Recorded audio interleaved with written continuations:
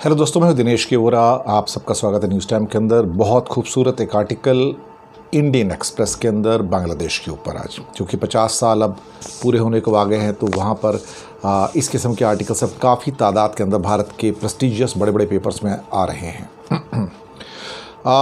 ये आर्टिकल अपने आप में बहुत इम्पॉर्टेंट है, क्योंकि इसके अंदर बांग्लादेश की जो liberalize internal and external trade है, participation of the work force है, माइक्रो लैंडिंग है, और विमेन जो है ख़ास तौर से उनका जो पार्टिसिपेशन है उसके बारे में ख़ास तौर से बात की गई है।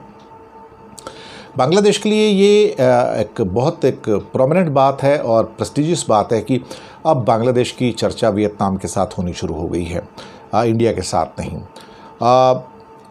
इसी महीने बांग्लादेश के 50 साल भी हो रहे हैं, बंगबंधु के 100 साल हो रहे हैं, तो दो वहाँ पर देखा जाए तो सेलिब्रेशंस के टाइम हैं। ये अपने आप में कुछ ऐसे कंट्री हैं, ख़ासतौर से वियतनाम और बांग्लादेश, जो इस आर्टिकल के अनुसार जिन्होंने कोविड-19 के ईयर में भी पॉजिटिव ग्रोथ दिया है। बहुत रेयर है, जबकि इंडिया भी माइनस ग्रोथ दिया है। इंडिया की जो पर कैपिटा इनकम $2000 थोड़ा नीचे और $2000 से थोड़ी नीचे बांग्लादेश की भी, तो कोई इतना फ़र्क नहीं है दोनों कंट्रीज़ के बीच में। 2026 में बांग्लादेश जो है लीस्ट डेवलप टैक्स से भी मुक्त हो जाएगा और वो सीधा का सीधा जाकर वो लोअर मिडिल इनकम ग्रुप के अंदर शामिल हो जाएगा। खैर, वो देखा जाए तो इंडिया फ़िलहाल वहीं पे है, लेकिन बांग्लादेश को एक्सटेंशन जो मिली थी थोड़ा स्पेशल जीएसपी वगैरह की यूरोप में और अन्य देशों में, तो उसको बेनिफिट तो मिला ही है, इसमें कोई शक वाली बात नहीं है। इंडिया का जीएसपी भी था, लेकिन वो अमेरिका में ट्रंप साहब ने ख़त्म कर दिया करीब 2 साल पहले, और भारत फिर से उसको वापस लेने के फिराक में है, लेकिन वो हो नहीं रहा है। जैसे कि वियतनाम ने काफ़ी बड़ी तरक्की की, देखा जाए तो उसी हिसाब से बांग्लादेश भी वो तरक्की कर रहा है। इंक्रीजिंगली मैंने देखा है कि इंडियन न्यूज़पेपर्स के अंदर वियतनाम और बांग्लादेश की चर्चा बढ़ गई है, बहुत ज़्यादा बढ़ चुकी है। और वहाँ की वियतनाम की एक मार्केट थी 1986 की डोई मोई मार्केट, और जहाँ से इनका इंडस्ट्रियलाइजेशन स्टार्ट होता है, वहाँ से टेक्सटाइल गारमेंट से स्टार्ट करते करते अभी वो ग्लोबल प्लेयर बन गया है इलेक्ट्रॉनिक्स के अंदर। चाइना से जितनी भी ज़्यादा करके जो फैक्ट्रीज़ बाहर निकली, उनका पहला जो डेस्टिनेशन था वियतनाम था। बाकी कंट्रीज़ में वो कहीं नहीं, कहीं छोटे मोटे को छोड़कर वियतनाम में इतनी हिम्मत थी कि वो अपने से बड़े बड़े ग्रुप्स के और देशों के साथ फ्री ट्रेड एग्रीमेंट कर पाए, चाहे वो आसियान का हो, आरसेप का हो, यूरोपियन यूनियन के साथ भी उन्होंने एग्रीमेंट किया। दरअसल सबसे बड़ी बात तो है कि वियतनाम की हिम्मत की दाद देनी पड़ेगी कि मुश्किल से 9 करोड़ का 9.5 करोड़ का कंट्री, उसमें इतनी हिम्मत है कि आसियान, आरसेप और साथ में यूरोपियन यूनियन के साथ फ्री ट्रेड एग्रीमेंट कर लिया। और इस बात का डर नहीं था कि मैं लॉस खाऊंगा या मेरा बहुत नुकसान होगा। बिना डरे किया, बिंदास किया, और उसका फ़ायदा भी उसको मिल रहा है। बांग्लादेश ने भी करीब करीब वही पॉलिसी अपनाई है और अब धीरे धीरे प्रेफरेंशियल ट्रेड एग्रीमेंट के अंदर जा रहे हैं। बांग्लादेश का ट्रेड अभी भी पूरा जो एक्सपोर्ट का है, ले दे के 80% कंट्री के गारमेंट के ऊपर टिका हुआ है। उनको डाइवर्सिफाई करने की ज़रूरत है, लेकिन फार्मास्यूटिकल गुड्स, लेदर, जूट और कुछ और एरियाज़ हैं जहाँ पर बांग्लादेश अब तरक्की कर रहा है।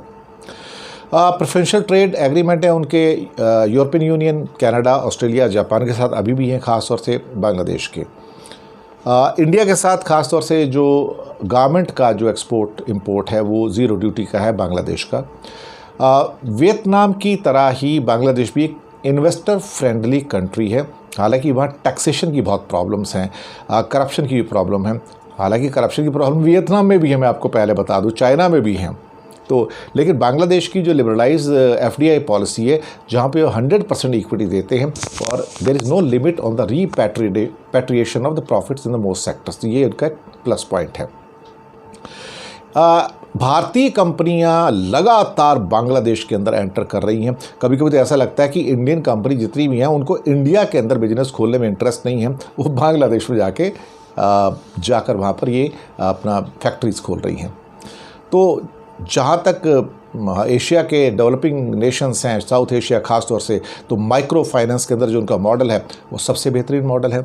इसके अलावा उनकी जो ग्रामीण और ब्रैक जो हैं वो बेहतरीन माइक्रो फाइनेंस ऑर्गेनाइजेशंस हैं और बहुत काम किया उन्होंने। इन सब की तारीफ़ भी होती है। मोहम्मद यूनुस साहब को तो नोबेल प्राइज़ भी मिल चुका है। इसके अलावा कहीं ना कहीं महिलाओं की जो परिस्थिति है उसके अंदर वो अपने आप में एक्स्ट्रा ऑर्डिनरी है, क्योंकि महिलाओं को जिस प्रकार से वहाँ से अपलिफ्टमेंट मिला है, जॉब्स के अंदर हो, पॉलिटिक्स में हो, सोसाइटी में हो, और शेख हसीना जी ने ये सब करके दिखाया, वो अपने आप में एक बहुत ही एक्स्ट्रा ऑर्डिनरी स्टेप है। इसलिए बांग्लादेश के बच्चे हों या उनकी जो हेल्थ है, उनकी जो लॉन्गेविटी है, वो इंडिया से बेहतर है। इसके अलावा उनकी पुष्टि आपस जो न्यूट्रिशन सिस्टर्स हैं वो ख़ास तौर से उन्होंने बहुत हेल्प की है बांग्लादेश के अंदर। जो इन्फेंट मॉर्टेलिटी रेट है which is much better than India, let me tell you. और हंगर और जेंडर इक्वालिटी के अंदर तो इंडिया से कई गुना आगे हैं, इस टाइम कई गुना आगे हैं। मैं आपको बताऊं इंडिया क्या सीख सकता है बांग्लादेश से। देखिए आजकल बहुत सारे ऐसे हेडलाइंस आ रही हैं, what India can learn from Bangladesh, बल्कि यहाँ तक एक लाइन आ गई थी, what United states can learn from Bangladesh. आप सोच सकते हैं कि धीरे धीरे बांग्लादेश जो है एक किस्म से डेवलपमेंट का केंद्र बनता जा रहा है, सेंटर बनता जा रहा है। तो विमेन की जो पार्टिसिपेशन है, liberalising internal and external trade है, माइक्रो लैंडिंग पॉसिबल है, तो धीरे धीरे बांग्लादेश जो अपने इंफ्रास्ट्रक्चर, कनेक्टिविटी, एनवायरनमेंट और बाकी चीज़ों के अंदर तरक्की कर रहा है। जो डोमेस्टिक एंटरप्रेन्योर्स हैं, they create the base for nation small and medium businesses. और अभी मोदी साहब भी जा रहे हैं वहाँ पर बांग्लादेश में 26 तारीख को, तो 50वीं एनिवर्सरी है, 2 दिन वहाँ पर रहेंगे। कई प्रोजेक्ट्स साइन होने की उम्मीद है, खैर वो तो सेकेंडरी है। इसके अलावा देखा जाए तो भारत और बांग्लादेश की हिस्ट्री भी एक जैसी है, क्योंकि साथ साथ ही चलते आए हैं। 47 में आज़ाद हुए, फिर वो 71 में बांग्लादेश अलग हो गया पाकिस्तान से। तो कहीं ना कहीं जो सिस्टम्स हैं उनको इंटीग्रेट करने की ज़रूरत है, जिसमें वीज़ा भी है, ट्रेड भी है, फ्री ट्रेड भी है, और बहुत सारी चीज़ें एक साथ कर सकते हैं, पर शायद कहीं ना कहीं वो नहीं हो पा रहा है। लेकिन ये आर्टिकल जो है बहुत खूबसूरत आर्टिकल है इंडियन एक्सप्रेस के अंदर, और मुझे लगता है कि कहीं ना कहीं ये 50 साल के मौके पे ट्रिब्यूट है, ये होमेज है, ये दरअसल बांग्लादेश को, और एक्नॉलेजमेंट है, रिकॉग्निशन है कि Bangladesh has arrived on the scene. शुक्रिया आपका।